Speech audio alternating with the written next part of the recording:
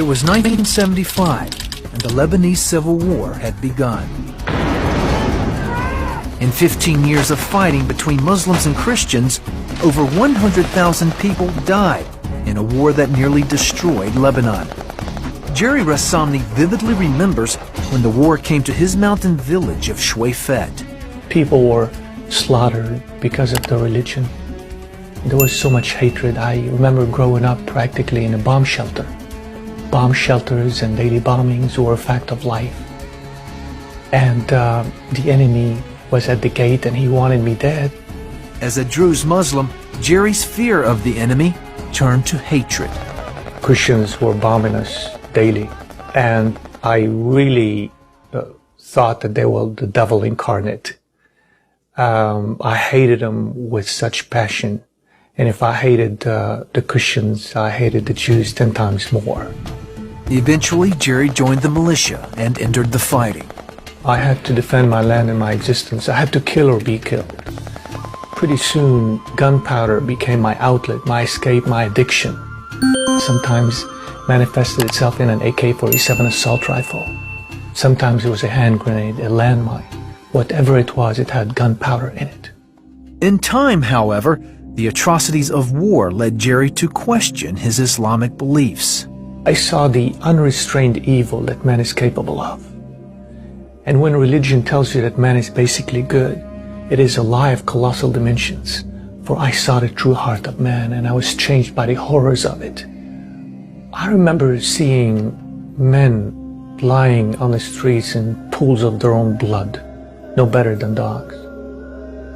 I began to see that there is nothing redeeming about man. How could man, who is capable of such overwhelming evil, have goodness in his heart and evil at the periphery, as Islam claims? Isn't it the other way around?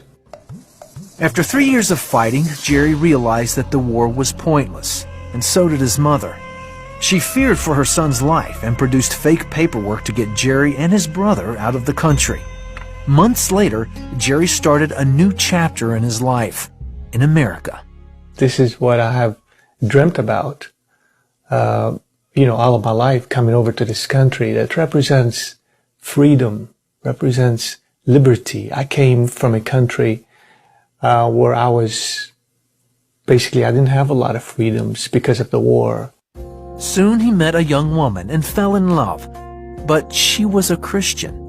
When I first laid eyes on her, something happened in my heart. It was love at first sight. I knew that she's the one for me. And the fact that she was a Christian, I turned a blind eye to that because I was so blinded by love. Within months, Jerry proposed to Jennifer. I knew at 19 years of age to pray and ask the Lord if it was His will for me to marry Jerry.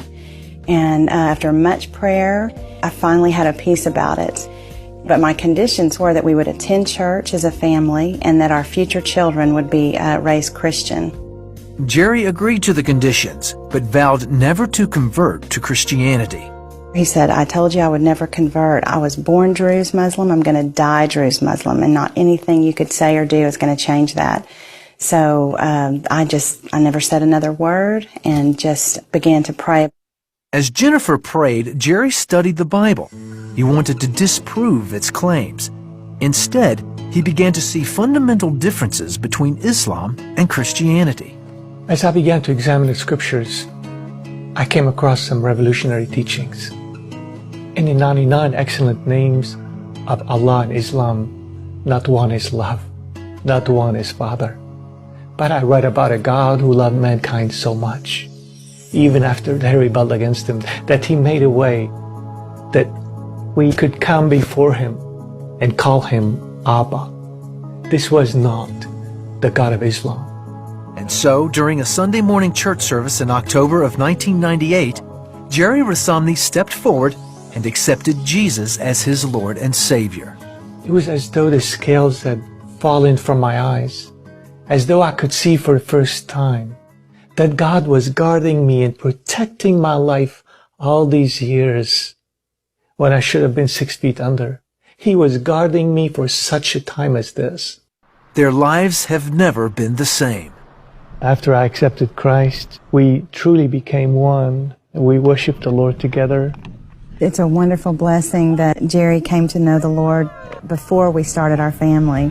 Jerry tells his life's journey from the killing fields of Lebanon to the loving arms of Jesus Christ in his book, From Jihad to Jesus.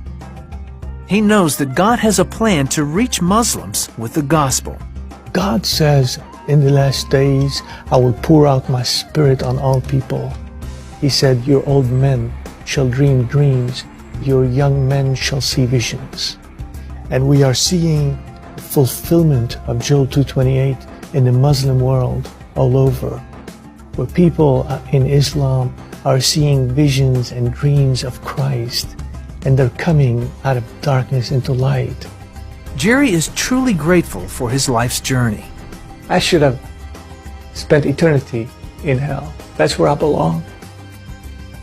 But God, in His infinite mercy, sent His Son to die in my place so that I don't have to spend eternity in hell. And it's through nothing that I do, but it's through what the Savior has done on the cross for me 2,000 years ago.